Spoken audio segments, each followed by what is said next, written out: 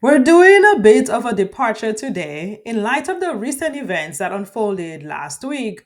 Along ports up and down the East Coast and Gulf Coast, dock workers went on strike demanding higher wages. These dock workers managed the inflow of raw materials and other supplies needed by manufacturers across the United States. The strike threatened to bring manufacturing to a grinding halt, as there would be impacts to expected deliveries of critical raw materials as well as spare parts.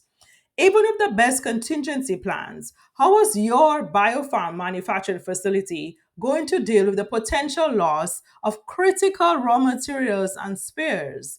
Everything from active ingredients to plastic pipettes had the potential to suddenly no longer be available. Poof, gone.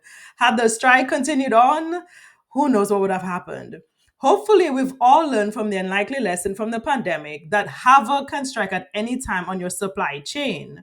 But having a contingency plan and even a backup to that contingency plan is what would keep the lights on at your facility. While there are additional costs, of course, associated with keeping more raw materials and spares on hand, you have to work through the worst case scenarios. What if the world went through another pandemic? What if there was a strike closer to home? What if cyber criminals hijacked your local power supply plant?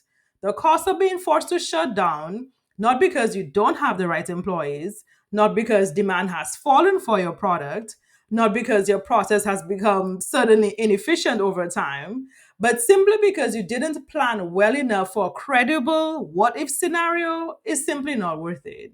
Worst case would be back to a severe drug shortage like we experienced coming out of the pandemic. Let's not make history repeat itself. Like I've heard it said before, your patients are waiting.